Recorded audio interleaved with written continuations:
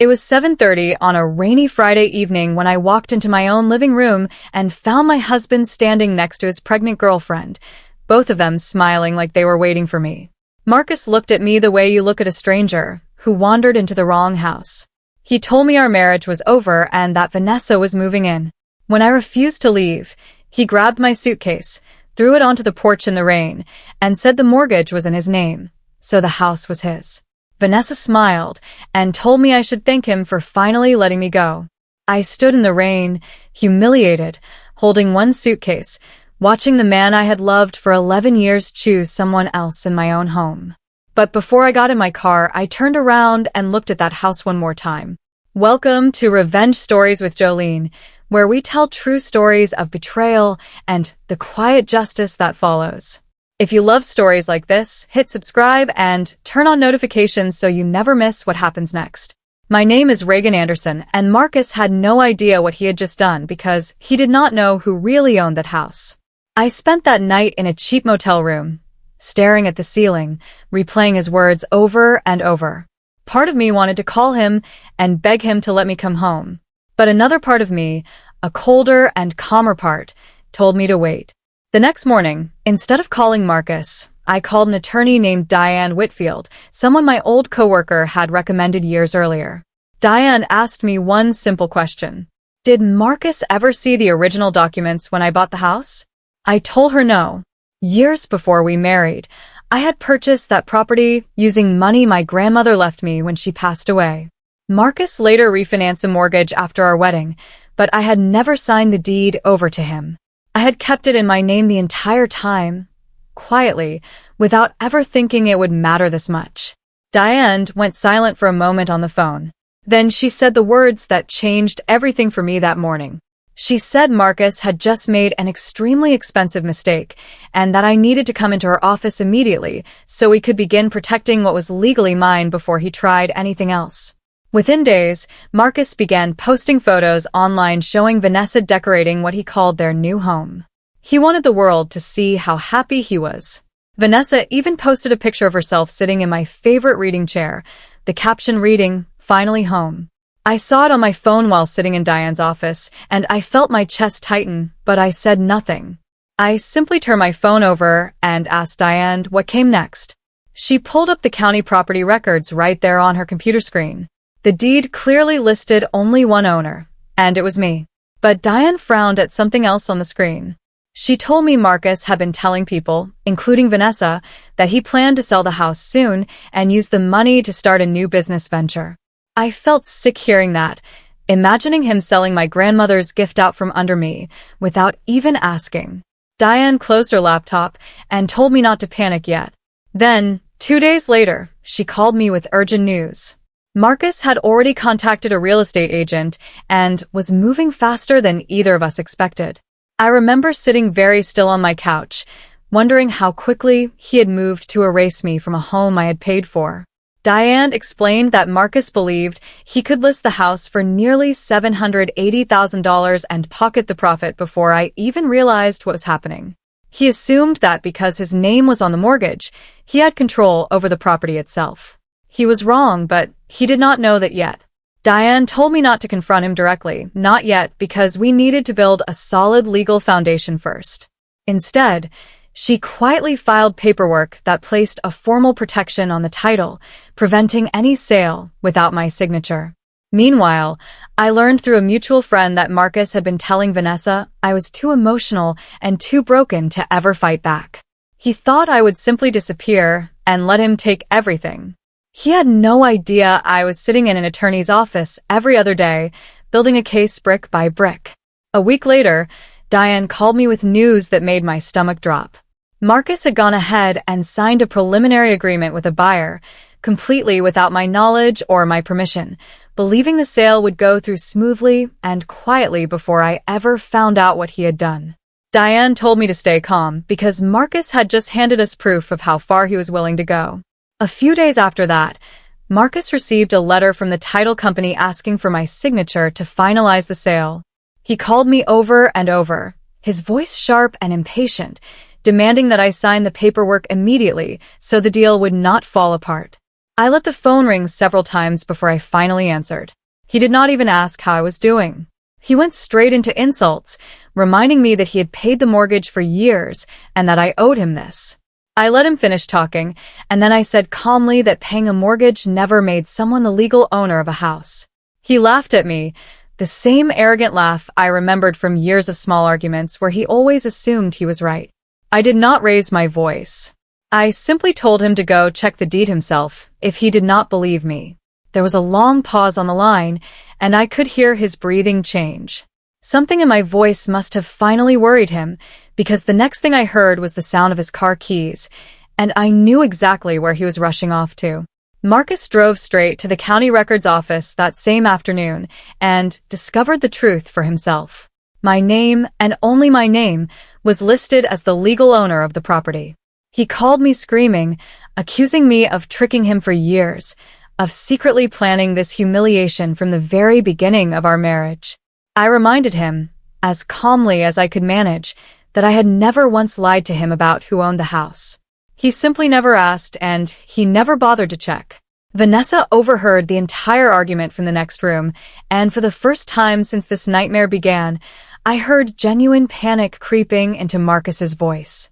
His perfect new life was starting to crack apart at the edges, and he knew it. But instead of backing down or trying to fix his mistake honestly, Vanessa stepped into the conversation with an idea of her own. If I would not hand the house over willingly, she said loud enough for me to hear through the phone, then they would simply make it look like I had abandoned the property on my own, walking away from my marriage and my home without any explanation at all. I hung up the phone and sat in silence, realizing this fight had become bigger than a house. Within a week, Marcus and Vanessa began telling friends and family that I had abandoned our marriage and walked away from the house on my own. Marcus's mother, Patricia, joined right in, calling me selfish and cold whenever anyone would listen.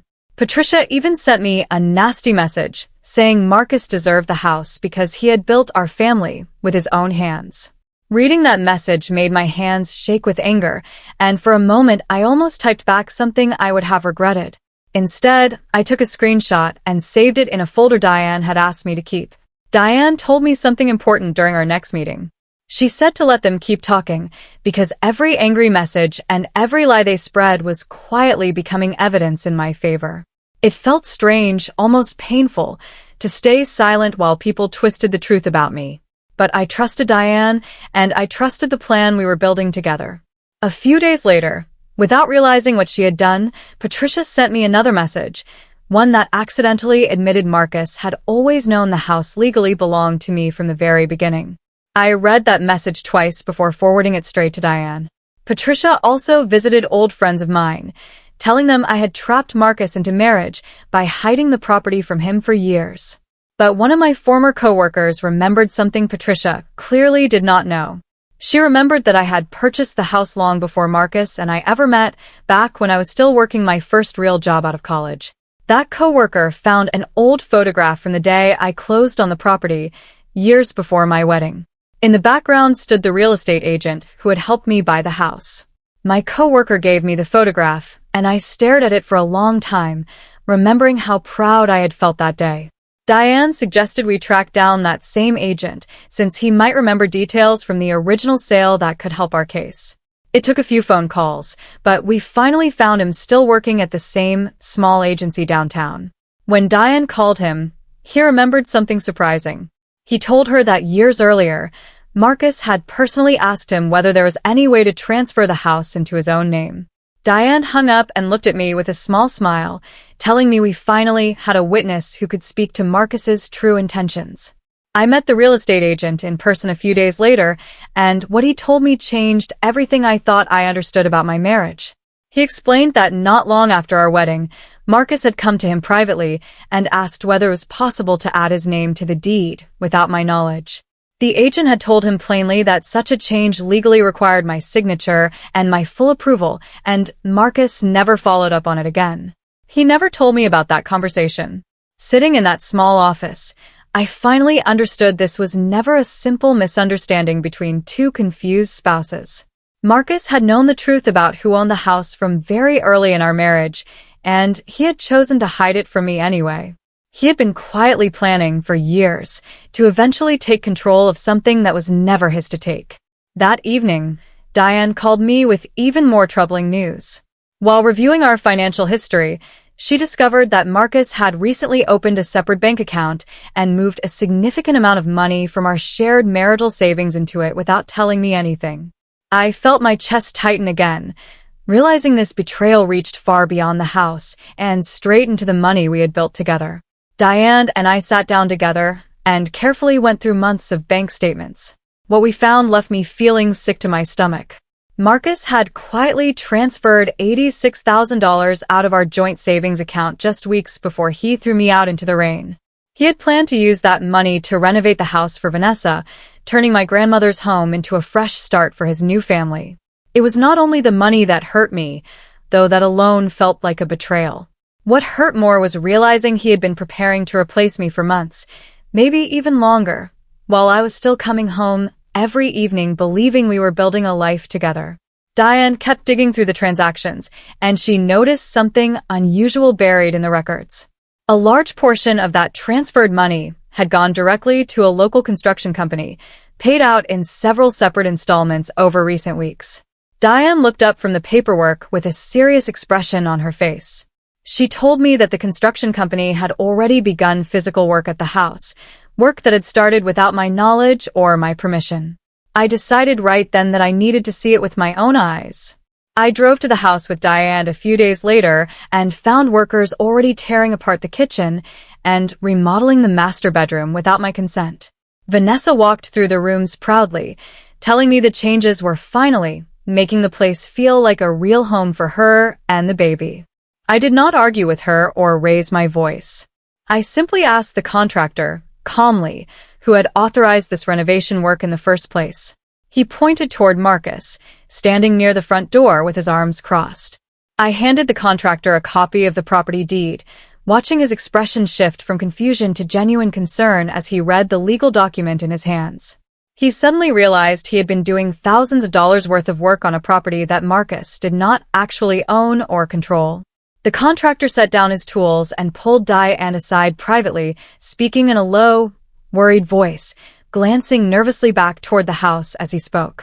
When Diane returned to my side, her face was serious. She told me the contractor had just revealed something Marcus never expected anyone to find out about his growing financial troubles.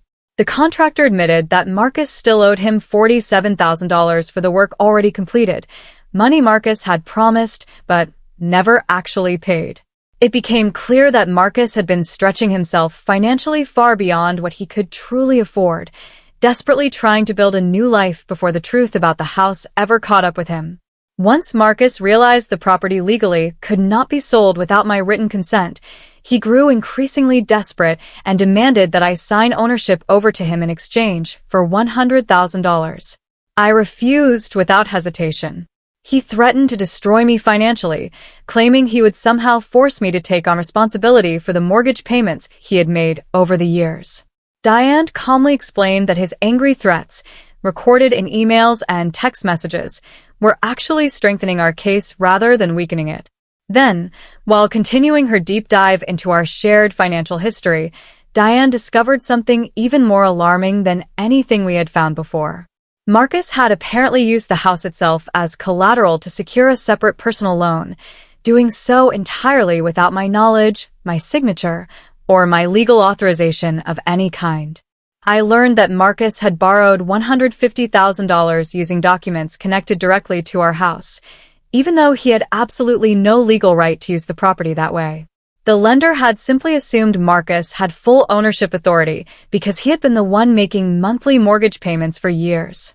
Diane immediately began the legal process of challenging that fraudulent loan agreement, gathering every document she could find to prove Marcus never had the right to pledge the house as collateral. I felt betrayed all over again, layer after layer of dishonesty stacking on top of everything else Marcus had already done to me. But somewhere in the middle of that fresh anger, something inside me shifted. I stopped feeling like a woman simply trying to defend what belonged to her. I started feeling determined to make sure Marcus faced real consequences for every single choice he had made behind my back. That night, Diane called with a small piece of hopeful news.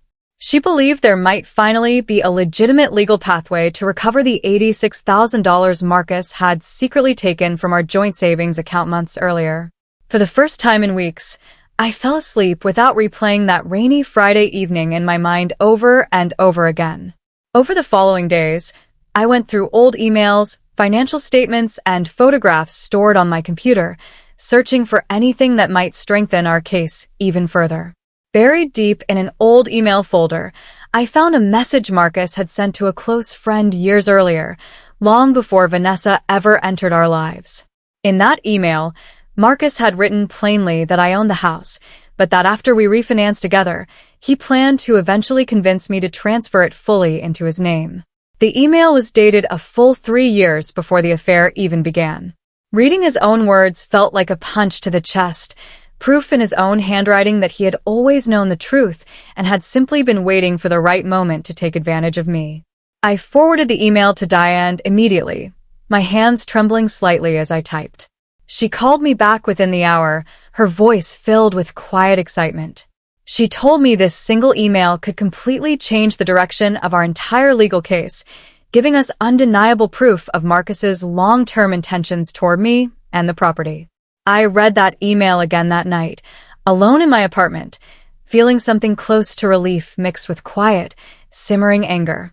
Around this same time, Vanessa finally discovered the full truth about who actually owned the house. She confronted Marcus directly, demanding answers about why he had lied to her from the very beginning of their relationship. Marcus tried to calm her down, promising vaguely that he would fix everything soon, that she had nothing to worry about. But Vanessa was no longer willing to simply trust his empty reassurances. She began asking harder questions, wanting to know exactly why he had hidden something so important from her for so long. Marcus grew defensive and angry, refusing to give her honest answers. Slowly, their relationship began collapsing under the exact same pattern of dishonesty that had already destroyed his marriage to me. Vanessa later told me she spent that entire night unable to sleep, replaying every conversation they had ever had, realizing how many small lies she had simply chosen to ignore along the way. The very next morning, without telling Marcus anything about her plans, Vanessa quietly reached out and sent me a private message, something Marcus never could have expected or predicted from the woman he thought was completely loyal to him. I remember staring at my phone screen for several minutes, unsure whether to trust anything coming from her at all. I stared at Vanessa's message for a long time before finally responding, unsure whether I could trust anything she had to say after everything that happened between us. She asked to meet me somewhere quiet, away from Marcus and Patricia entirely. When we finally sat down together, Vanessa admitted that Marcus had told her I willingly agreed to leave the house, insisting the property would soon legally belong to the two of them. But she had recently discovered something else that troubled her deeply. Marcus had also been telling her that my personal savings would eventually help fund their new life together, as if my money was already his to promise away. Vanessa slowly realized Marcus had been lying to both of us simultaneously, playing each woman against the other while protecting himself the entire time. Sitting across from her, I felt something unexpected, not quite friendship, but a strange shared understanding between two women who had both been deceived by the same dishonest man. Before I left that meeting, Vanessa reached into her bag and offered me something Marcus never imagined she would ever give away, something that could genuinely help my case move forward. Her hands were shaking slightly as she slid it across the table toward me. Vanessa handed me a recording she had secretly made of Marcus speaking privately with his mother about the house. In the recording, Marcus openly admitted that he had always known the property legally belonged to me, and that his real plan all along had been to pressure me relentlessly until I simply gave up and surrendered it willingly. Patricia's voice on the recording actually encouraged him to keep pushing harder, telling him not to feel guilty about any of it. I sat in my car afterward, listening to that recording over and over, finally hearing the two people who had humiliated me openly admit exactly what they had done behind my back. It felt strange, almost surreal, to finally have proof in their own voices after months of being told I was imagining things or overreacting. But near the very end of that same recording, Marcus mentioned something else entirely, something Patricia had not known about either. He mentioned another secret financial account, one separate from everything Diane and I had already uncovered together during our long investigation into his hidden finances over the past several months. I sent the recording to Diane immediately, and she called back within minutes, her voice tight with focus. Diane and I immediately began digging deeper into Marcus's financial records once again. This time, we discovered he had been quietly hiding money inside a separate investment account for nearly 2 full years, long before Vanessa or the affair ever entered the picture. A significant portion of that hidden money had originally come from our shared joint finances, money that technically belonged to both of us as a married couple. Realizing this made me understand something painful all over again. Marcus had been carefully preparing for his new life long before he ever announced the affair to me directly. The affair itself was never the only betrayal happening beneath the surface of our marriage. He had been financially planning my disappearance from his life for years, quietly building an escape route while I remained completely unaware of what was happening around me. After learning about this second hidden account, I made a firm decision. I was finished trying to negotiate privately with Marcus behind closed doors, finished hoping he would eventually do the right thing on his own. Diane and I agreed it was finally time to take everything we had gathered straight to court, and for once, I felt ready instead of afraid. On the day of the court hearing, Marcus arrived looking confident, surrounded closely by both Patricia and Vanessa, though Vanessa's expression seemed distant and uncertain compared to his.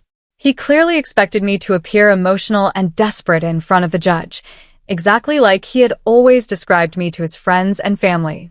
Instead, I walked into that courtroom calmly beside Diane, who carried a thick folder containing the original deed, years of financial records, printed emails, loan documents, contractor invoices, and the recording Vanessa had given me weeks earlier. I watched Marcus's confident expression slowly fade as Diane began laying everything out in careful, methodical order for the judge to review. The judge eventually looked directly at Marcus and asked one simple, direct question. Did Marcus know, at any point during their marriage, that Reagan legally owned the property in question?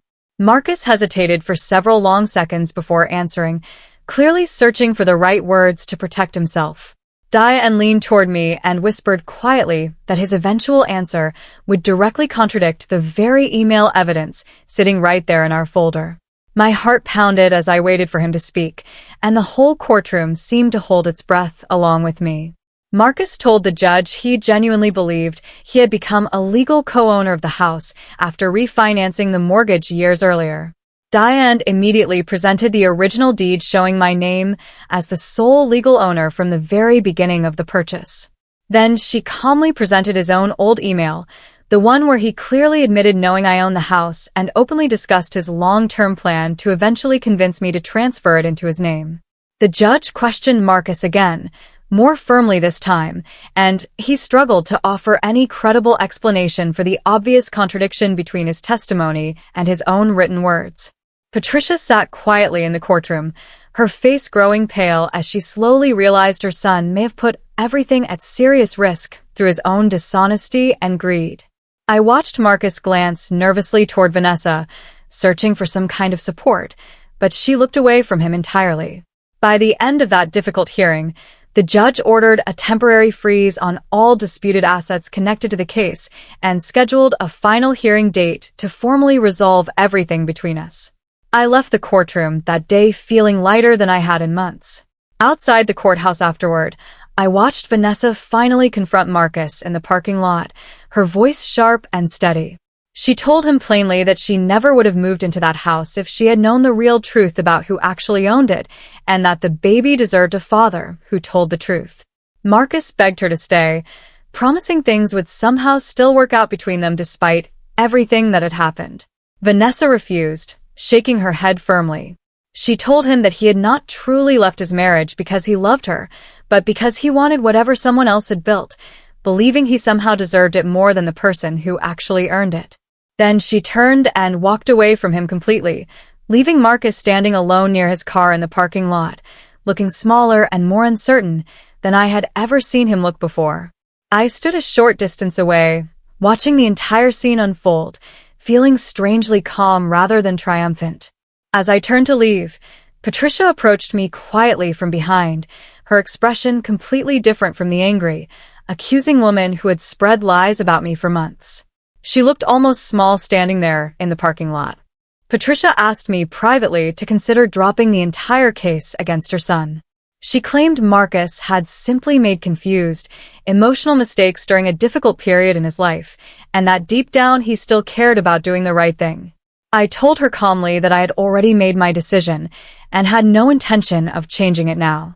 Patricia reminded me that Marcus was still legally my husband, as if that fact alone should change how I felt about everything he had done to me. I looked directly at her and told her something I had been holding inside for months, my voice steady and completely calm. I told her Marcus stopped being my husband the exact moment he decided I was something he could simply throw away without any consequences. Patricia's expression shifted slightly, and for the first time since this entire ordeal began, she seemed to genuinely understand that the quiet, patient woman she once considered weak and easily controlled was no longer afraid of her or of Marcus in any way. Without saying anything further, the court confirmed that our final hearing date had officially been set for the following month. At the final hearing, the court formally confirmed my full legal ownership of the property, ending any question about who the house truly belonged to.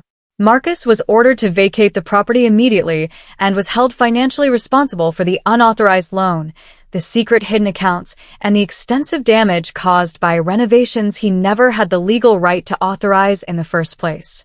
The court also addressed the disputed funds from our joint savings account, ordering a fair repayment plan back to me over the coming months. Marcus sat quietly at the defense table, his carefully constructed new life completely collapsing within the span of a single difficult afternoon inside that courtroom. I did not celebrate or smile when the judge finished reading the final ruling aloud.